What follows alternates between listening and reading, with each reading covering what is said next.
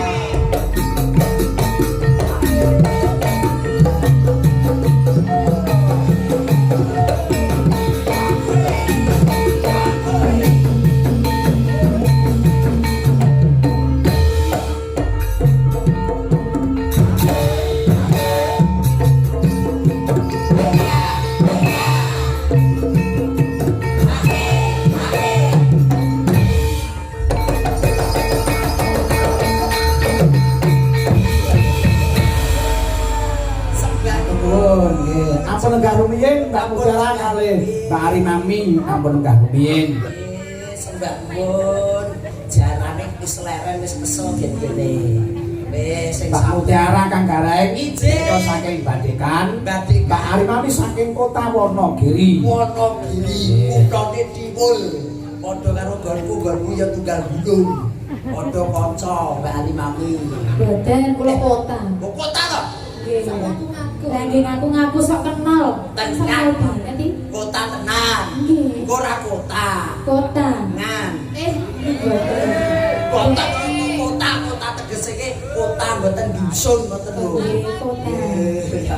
Alhamdulillah Mbak Mutiara.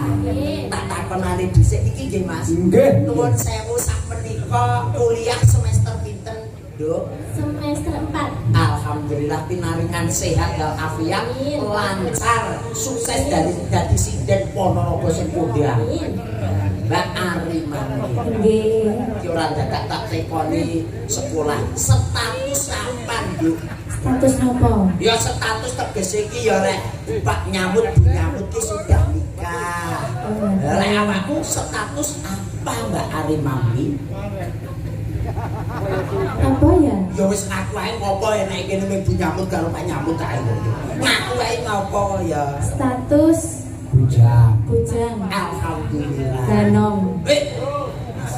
Bujang ganong ki patih ning Ponorogo jenenge bujang. Nek piyambakan ngoten niku lho sing anu kak single tuh apa? Sing iki Parwan. Parwan. To.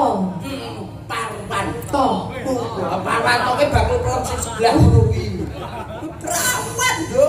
Oh, ngoten. Isih perawan. Masih. Alhamdulillah. Alhamdulillah. Sehat ya Dek ya. Sehat. Karena aku saling kali perawan ngaten iki dangu lho. Tok dan dentuk. Ciri-cirine perawan iku pripun? Nggih ngeten iki perawan nggih Nduk nggih. Nggih, Mas. Ya Allah. Ya Allah, ya Allah. Perawan. Oh, ngoten. Sami mawon iki nggih ngoten nuwun sewu Mbak Mutiara. Ngoten sarane. Bose kok malah kluthek-kluthek. Iki sik semester ndek terus ya ngono perawan ki sik cilik ya ngono. Nek cobi niki dijajal sing mriki niki Pak nuwun sewu. Nuwun sewu. Asik. Oh, Nuwun sewu lho. yang ini. Perawan lho iki. Niki ta. Perawan. Mosok tanggal ayo nuwun sewu salim riyin. Yo.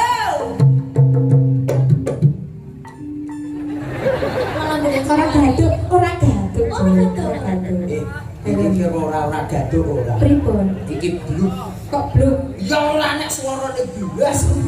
Ora nek sitik-sitik kok ya. Kopong. Ya, Mbak Ari Mami, Mbak Mutiara, mbok bilih wonten pamunggutan saking Macange. Nggih. Menika monggo dipinakan. Ninggal katresnan. Ninggal katresnan. Iki sedulur Mangkodono, sedulur Tegalombo